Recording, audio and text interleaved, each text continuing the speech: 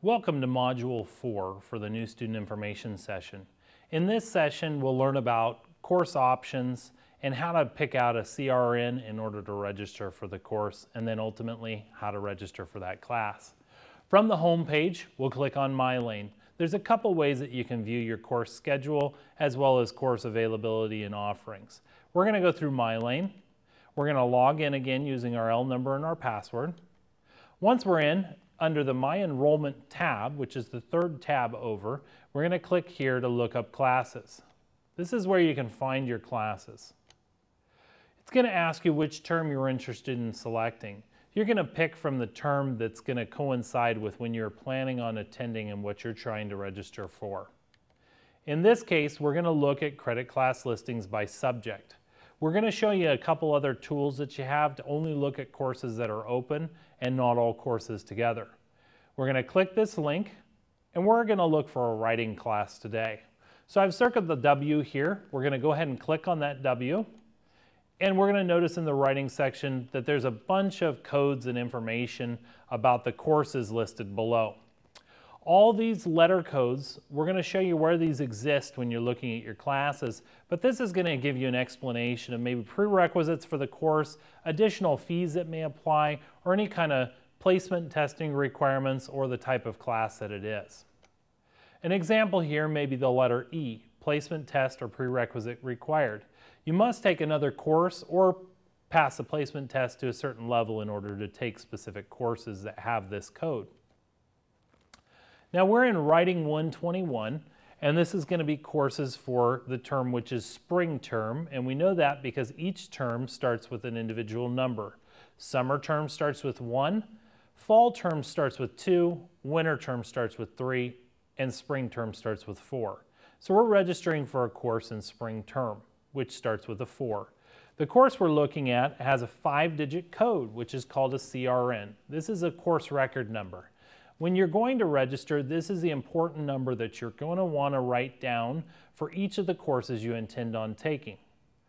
The next item over is the number of credit hours. So remember, 1 credit hour equals 1 hour in class. You're also going to have the study time to account for. In this case, for a 4-credit class, you'd need 8 hours of study time per week for a total of 12 hours for that one course.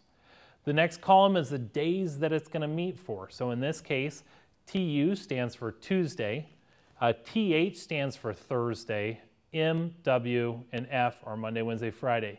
You also may see some courses that say NA. In that case, it may be an online or telecourse, as well as you may see some Saturday or Sunday courses that are offered a couple times throughout the term.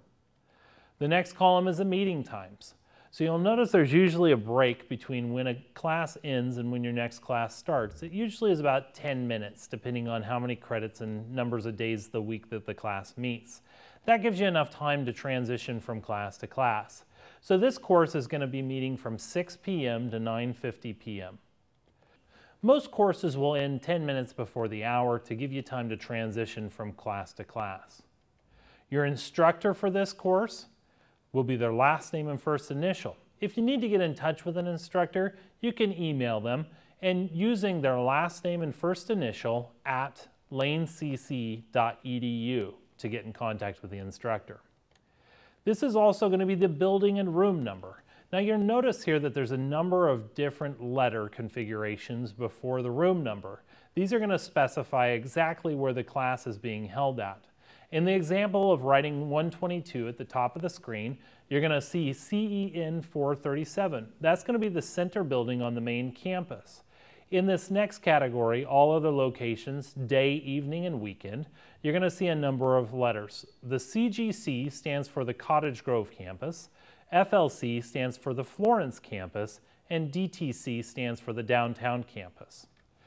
The main campus will have the building name and room number, and in the column next to it, we'll actually specify no notification on if it's at a different campus as it does in these notes for Cottage Grove, Florence, and downtown area. Again, we have the course code. If you click on this link, it will tell you specifically what they're asking, in this case, placement testing or prerequisite required. You can simply close that window after you've finished, and again, into this column, main campus versus a separate campus, in this case, Cottage Grove. There are seats available in this class. You'll notice on Writing 90, a couple courses up from this, the class is full. I can show you another way as well too on how to view just open classes. If the class is full, you can keep checking the schedule as students add and drop classes on a fairly regular basis. Classes may open up for you. You can also contact the instructor utilizing their last name, first initial at lanecc.edu. And then you can also attend the first class and ask for a seat. You'll notice a number of students may do this on the first day of class. It's important that you're showing up. It's important also that you're dropping those courses to make sure that you're opening up a seat for another student as well. So next, what I want to show you how to do is add and drop classes. We're going to actually register for a couple courses. So from the My Enrollment tab, you're going to click on Add or Drop Courses. From here, you're going to select the term that you want to add or drop a course for. In this case, we're going to select Fall and hit Submit.